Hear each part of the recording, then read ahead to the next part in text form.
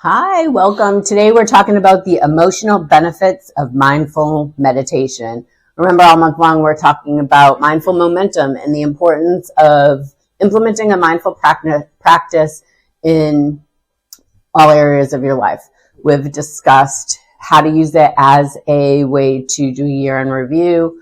The next week we focused on the influence it can have on body awareness. And this week, we're going to talk about the emotional benefits. Don't forget to like and subscribe.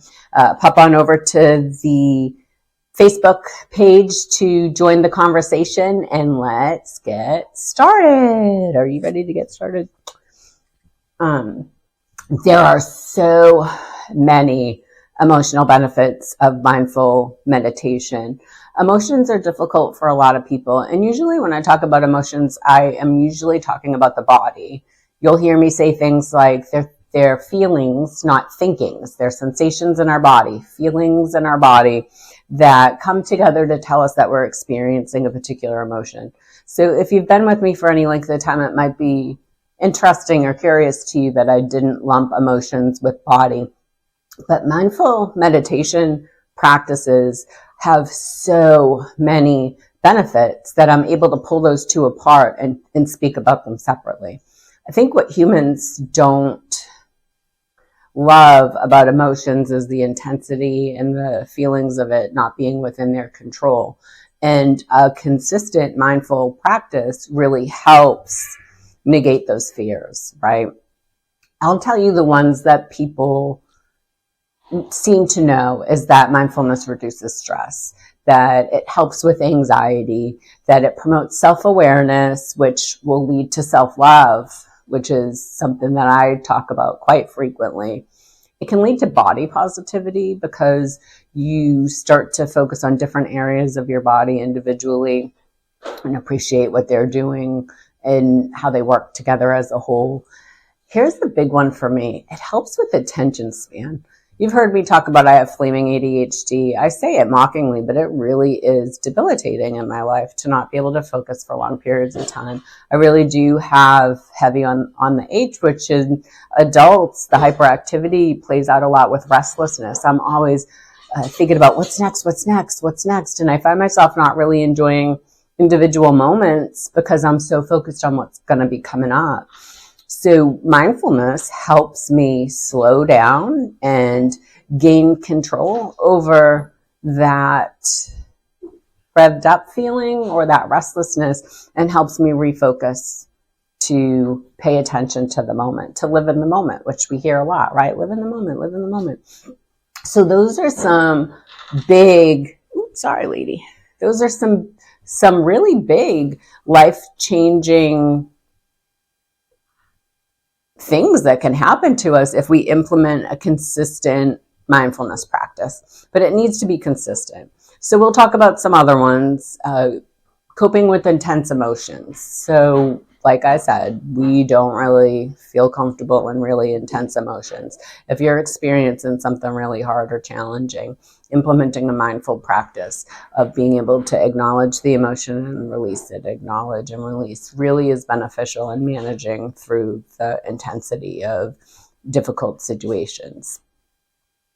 It helps change our perspective, right? So a lot of the time, Matthew's better at talking about this focus perspective. He would put a water bottle on the table and one of us would be on one side and one would be on the other, and he'd be like, you describe it and I'll describe it. And our descriptions are always different, right? And that can be powerful when you realize I'm going through something really challenging and I can focus on all the parts that are challenging and hard for me or scary or uncertain, or I might choose to focus on all the helpers that showed up, how my friends reached out in a way I didn't think that they would, or all the people in the community who cared for me during a hard time. So where you put your focus in a situation also determines what you're going to take from that. I go awry with that sometimes with my storytelling. We'll have to do a whole segment on that. I think that Robin should be here for that. How you tell your story really matters. So the last thing I want to talk about is that these changes, these things we're calling benefits from mindfulness, literally change the neural pathways in your brain. It is such a powerful tool that over time, your brain changes from it. Connections that are positive, and I'll say positive in the sense of they lead to better decision making, or better decision making meaning more thought out decision making, more planful decision making. Not that we're always going to choose well, because we're humans and we are flawed.